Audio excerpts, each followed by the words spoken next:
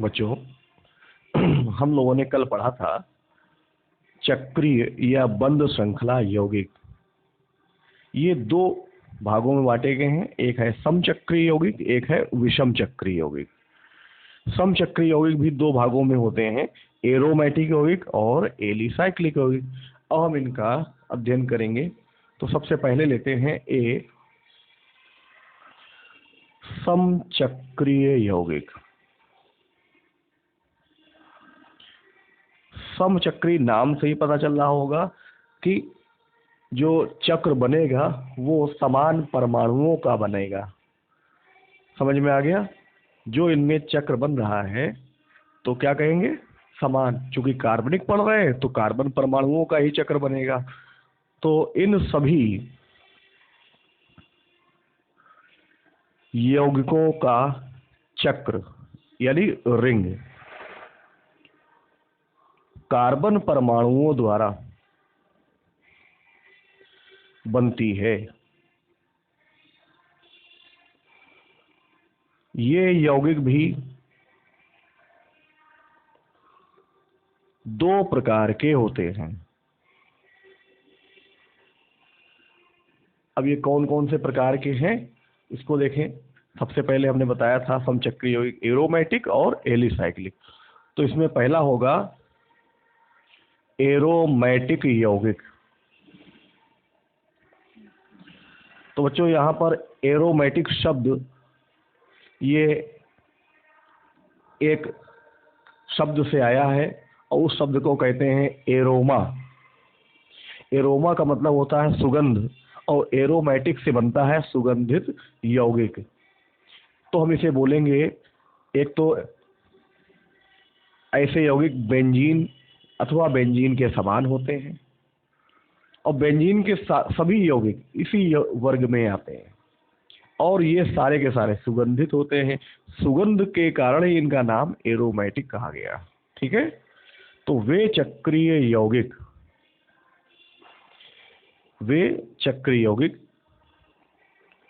जो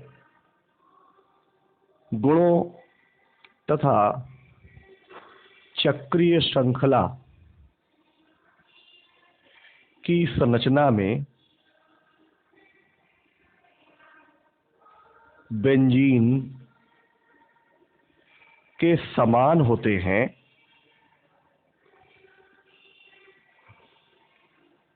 एरोमेटिक यौगिक कहलाते हैं।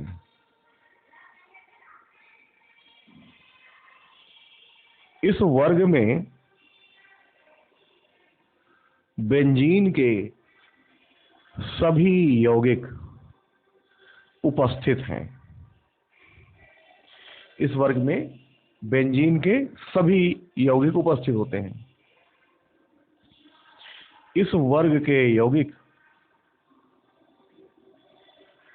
सुगंध वाले हैं, अतः इनको एरोमेटिक, इसका मतलब है सुगंधित यौगिक कहा जाता है। इन सभी यौगिकों के चक्र में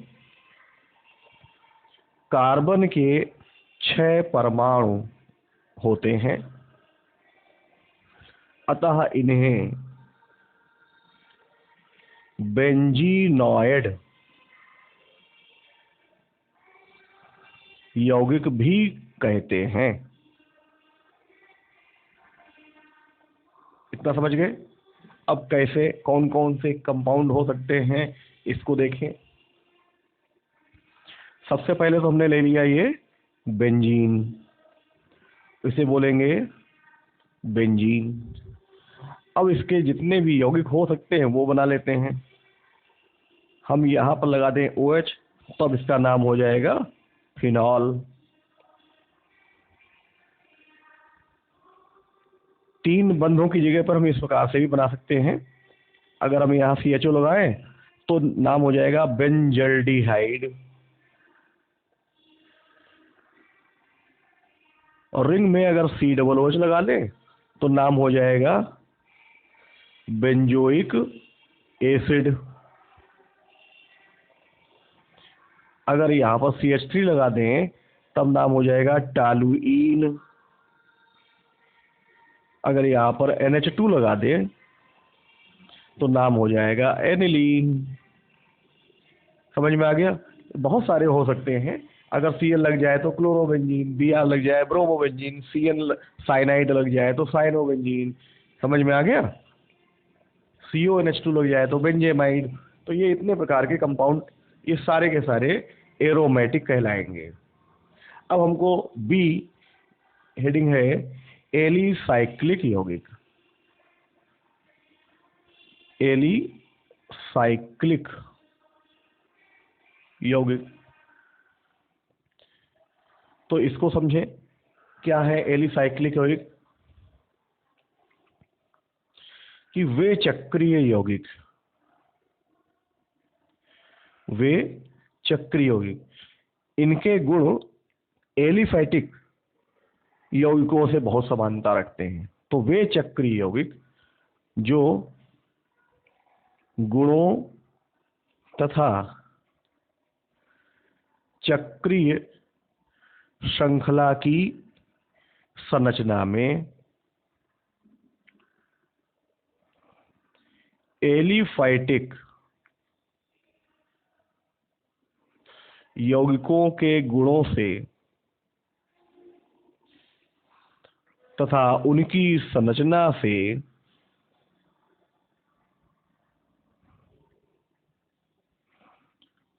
अधिक समानता रखते हैं, अधिक समानता रखते हैं, एलिसाइक्लिक यौगिक कहलाते हैं। इतना समझ में आ गया? यानी ऐसे चक्रीय यौगिक जिन हैं चक्रीय यौगिक, लेकिन उनके गुण किससे समानता रखते हैं? खुली श्रृंखला वाले यौगिकों से। जैसे अब उसके कुछ उदाहरण हम ले लेते हैं। अगर हम चक्रीय यौगिक में ये बना लें, बस अंदर डबल बॉन्ड नहीं है, तो इसे कहेंगे साइक्लोहेक्सेन।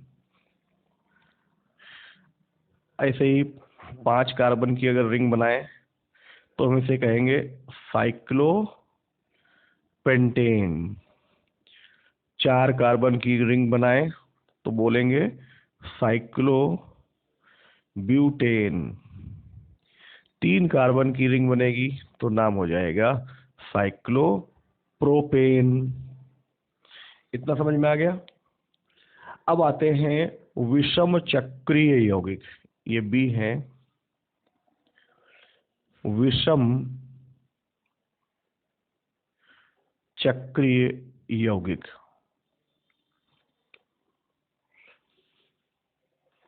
तो यहां नाम से ही पता चल रहा है कि चक्र में विषम परमाणु अर्थात कार्बन के अतिरिक्त अन्य परमाणु भी हो सकते हैं। तो हम बोलेंगे वे चक्रीय यौगिक जिनमें कार्बन के अतिरिक्त उनकी रिंग में नाइट्रोजन, सल्फर या ऑक्सीजन आदि परमाणु भी होते हैं, विषम चक्रीय यौगिक कहलाते हैं। जैसे एक ये यौगिक हमने बनाया यहां पर, अगर यहां पर N लगा दे नाइट्रोजन, तब इनसे कहेंगे पिरिडीन। पिरिडीन। अगर यहां पर हम रिंग में सल्फर लगा दें तब इसे बोलेंगे थायोफीन। थायोफीन। अगर इसी S की जगह पर हम ऑक्सीजन लगा दें तब इसे कहेंगे फ्यूरेन। फ्यूरेन, NSO, तीनों परमाणु आ गए। क्लियर हो गया? तो विषम चक्रीय यौगिक भी आपको समझ में आ गया होगा। तो हम एक बार फिर से रिपीट कर दें कि कार्बनिक यौगिक दो वर्गों में बांटे गए हैं। पहला है एलिफैटिक या खुली श्रृंखला वाले यौगिक। इन यौगिकों में कार्बन के सारे परमाणु एक खुली श्रृंखला में होते हैं और सीधी पंक्ति में होते हैं। दूसरा है चक्रीय अथवा बंद श्रृंखला वाले यौगिक। चक्रीय यौगिकों में कार्बन अथवा अन्य परमाणु एक चक्र अथवा बंद श्रृंखला में जुड़े होते हैं और इन्हें दो वर्गों में रखा जाता है। पहला है समचक्रीय यौगिक। तो इन सभी यौगिकों में चक्र समान परमाणु अर्थात कार्बन परमाणु द्वारा बनता है और ये यौगिक भी दो प्रकार के होते हैं। पहला है एरोमेटिक यौगिक। तो ऐसे चक्रीय यौगिक जो गुणों और चक्रीय श्रृंखला की संरचना में बेंजीन के समान होते हैं एरोमेटिक यौगिक कहलाते हैं। इस वर्ग में बेंजीन के सभी यौगिक उपस्थित हैं। इस वर्ग के यौगिक सुगंध वाले होते हैं, इसी कारण इन्हें एरोमेटिक या सुगंधित यौगिक भी कहते हैं। इन सभी यौगिकों के चक्र में कार्बन के 6 परमाणु होते हैं, इसी कारण इन्हें हम बेंजीनॉइड यौगिक भी कहते हैं। दूसरा है एलिसाइक्लिक यौगिक। तो ऐसे चक्रीय यौगिक जो गुणों और चक्रीय श्रृंखला की संरचना में एलिफैटिक यौगिकों यानी खुली श्रृंखला वाले यौगिकों से गुणों में समानता रखते हैं, एलिसाइक्लिक यौगिक कहलाते हैं। जैसे साइक्लोहेक्सेन, साइक्लोपेंटेन, साइक्लोब्यूटेन, साइक्लोप्रोपेन। तो समचक्रीय यौगिक दो प्रकार के हो गए। अब दूसरा है विषम चक्रीय यौगिक। तो ऐसे चक्रीय यौगिक जिनमें कार्बन के अतिरिक्त उनकी रिंग में नाइट्रोजन, सल्फर, ऑक्सीजन 3 है, NSO आदि परमाणु भी होते हैं, उन्हें विषम चक्रीय यौगिक कहते हैं। जैसे पिरिडीन, थायोफीन, फ्यूरेन आदि। तो इस प्रकार से बच्चों वर्गीकरण कर लिया। अब इसके बाद आते हैं सजातीय श्रेणी। सजातीय श्रेणी, होमोलॉगस। होमोलॉगस सीरीज नाम से पता चल रहा है कि ऐसी श्रेणी जिसमें जितने भी सदस्य हैं उन समान जाति के होते हैं। तो हम इसको ऐसे समझें कि कार्बनिक यौगिकों को जब हम अणुभार के बढ़ते हुए क्रम में रखें और उन सभी यौगिकों में एक जैसे क्रियात्मक समूह यानी समान क्रियात्मक समूह होते हों और दो क्रम से आने वाले सदस्यों के बीच में CH2 का अंतर हो, ऐसी श्रेणी को हम कहेंगे सजातीय श्रेणी। और सजातीय श्रेणी का प्रत्येक सदस्य दूसरे सदस्यों का समजात कहलाता है। क्लियर हो गया? तो सजातीय श्रेणी को समझेंगे और हम यहाँ बोल के रहे, आप लोग ध्यान से सुनेंगे और लिखेंगे भी कि कार्बनिक यौगिकों की ऐसी श्रेणी को जिसमें कार्बनिक यौगिकों को अणुभार के बढ़ते हुए क्रम में रखा गया हो, जिसके प्रत्येक सदस्य में समान क्रियात्मक समूह उपस्थित हो तथा जिसके दो क्रमागत सदस्यों के अणु सूत्र में केवल CH2 यानी एक कार्बन दो हाइड्रोजन का अंतर हो, सजातीय श्रेणी कहते हैं।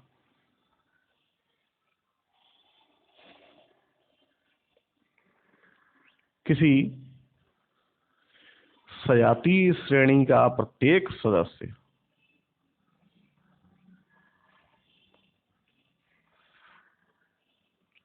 अन्य सदस्यों का समजात कहलाता है। क्लियर हो गया? तो सजातीय श्रेणी ये महत्वपूर्ण पॉइंट है, पूछी जाती है, आप लोग ध्यान से समझिए।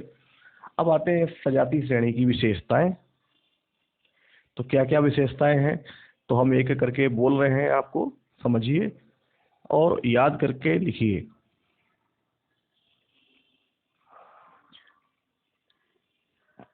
तो सजातीय श्रेणी की विशेषताएं, पहली विशेषता यह है कि इस श्रेणी के जितने भी सदस्य हैं उनको एक सामान्य सूत्र से प्रकट कर सकते हैं। ठीक है? क्या है कि किसी सजातीय श्रेणी के सभी सदस्यों को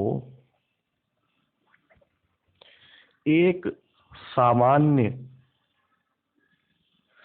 सूत्र द्वारा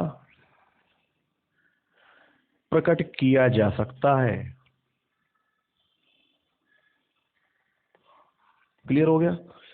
अब दूसरा क्या है कि जितने भी सदस्य हैं एक सजातीय श्रेणी में, उन सबको एक जैसी विधियों द्वारा बनाया जा सकता है। तो दूसरा पॉइंट हुआ कि किसी सजातीय श्रेणी के सभी सदस्यों को एक जैसी विधियों द्वारा बनाया जा सकता है। क्लियर हो गया? तीसरा है कि किसी सजातीय श्रेणी के क्रमागत सदस्यों के मध्य सिंगल बॉन्ड CH2 का अंतर होता है। ये हमने पहले ही बताया था कि दो क्रमागत सदस्यों के मध्य एक कार्बन दो हाइड्रोजन का अंतर होता है। अब चूंकि सभी सदस्यों में समान क्रियात्मक समूह होता है, इसी कारण इन सभी सदस्यों के रासायनिक गुण एक जैसे होते हैं। समझ में आ गया? तो किस कारण है? समान क्रियात्मक समूह होने के कारण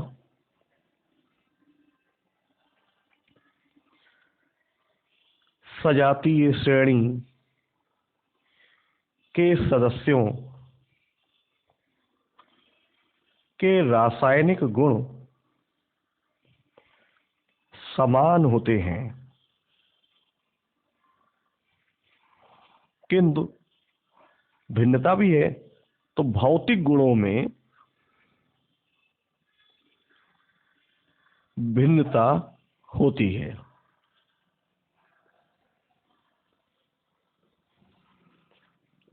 तो ये कुल 4 पॉइंट हमने बताए। पहला क्या है कि किसी सजातीय श्रेणी के सभी सदस्यों को एक सामान्य सूत्र से प्रकट कर सकते हैं। दूसरा, किसी सजातीय श्रेणी के सभी सदस्यों को एक जैसी विधियों द्वारा बनाया जा सकता है। तीसरा, कि किसी सजातीय श्रेणी के क्रमागत सदस्यों के मध्य CH2 का अंतर होता है। चौथा, कि समान क्रियात्मक समूह होने के कारण इस श्रेणी के सभी सदस्यों के रासायनिक गुण समान होते हैं, जबकि भौतिक गुणों में भिन्नता होती है। तो बच्चों, ये सजातीय श्रेणी की विशेषताएं भी हो गई हैं। अब आते हैं कि कुछ प्रमुख सजातीय श्रेणियां।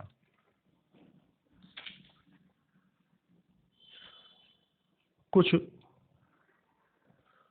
प्रमुख सजातीय श्रेणियां, और सबसे प्रमुख इसमें है हाइड्रोकार्बन। ये सबसे महत्वपूर्ण है। हम हाइड्रोकार्बन एक यौगिक के रूप में, और पूरी कार्बनिक रसायन इसी के अंतर्गत पड़ते हैं। हाइड्रोकार्बन नाम से पता चल रहा है कि ऐसे यौगिक जिनमें केवल हाइड्रोजन और कार्बन होता है। ऐसे यौगिक जिनमें केवल कार्बन व हाइड्रोजन होते हैं उन्हें हाइड्रोकार्बन कहते हैं। अब हाइड्रोकार्बन दो प्रकार के होते हैं। अब ये दो प्रकार के हैं। अब हम यहाँ पर एक छोटा सा ग्राफ कर लें और उसके द्वारा आप समझें कि हाइड्रोकार्बन